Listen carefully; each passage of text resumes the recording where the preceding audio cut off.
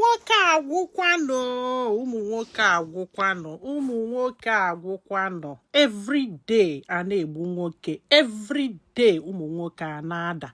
Asị na ezuru ori a na-egbu nwoke, asị na agbara ama a na-egbu nwoke, nwoke na-eje amị, nwoke na-eme nke a, nwoke na-eme nke a. Ụmụ nwaanyị ụmụ nwoke agwụkwanụ.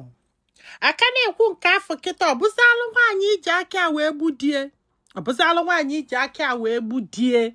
Kedu ihe nwoke ga-emegide gị n'ụwa aka ịkwanya felu munye ọkụ ka m na-ajụ? Kedu ife kpata na igbu mmadụ kịta is nothing to people? Every day elodu ụmụ nwoke na-azụ Hilux si na ha mere nke nwa na ha mere nke nwa. Every day elodu ụmụ nwoke ebe fa na-agwọ ọgwụ maọbụ alụ nsị asị na fa mere nke nwa na fa mere nke nwa. Every day ụmụ nwoke a na-ada. Kedu ihe ụmụ nwaanyị ejire ga-eju ebe niile kịta ụmụ nwaanyị egbuekwuo di ha? Marriage ya ka mesịrị bọsi elubedi 5 months ka ịkwalụ.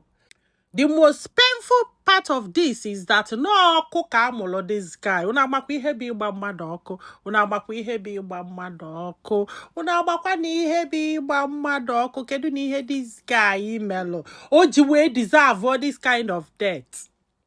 Unu agbakwa ihe bụ ịzụ mmadụ, ọbụlụ doctor, ọbụlụ medical doctor. Unu agbakwa what it takes, the money, the time, everything. Wee je nute ofu Delilah. Eweje nnute ofu ihe solo ịchafụ isi si n'ọnwaanya ka ọ bụ. Agbara ebe o si wee pụta. Agbara, oh God. Ọ maka akụkọ anyị kọ this morning about nwoke na-asị ka agbaghalụ nwunye. Asị ya mba, nya agbaghalụkwa na nwunye.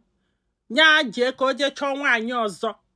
Mgbe this guy na-anụ this girl na-eko o si achigheli ka ọ dị happy. Ọ gbara n'ọnwụ ya ka o were gị eje kwụọ ụgwọ. Ọnwụ ga-egbu ya ka o were gị eje kwụọ ụgwọ. Akwụ na-afụ gị. Akwụ na-afụ gị. This man amara na-ekwe nsukwụlọ ọdụdụ ka ọ na-anụ. Now look at it. He ended this guy's life. Asị na emeli arrest. Unu eburu ụzọ nya. Oh my God. Oh my God. Oh, where a reason? You have no reason to take woman life. This is so bad.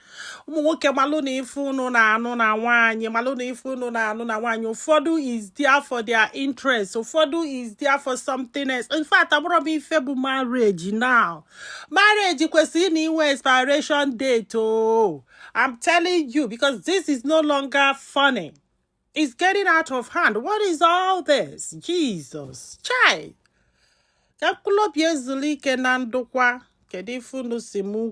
May his soul rest in peace. I can see her kita. Obuna fundi ne parents this guy italo.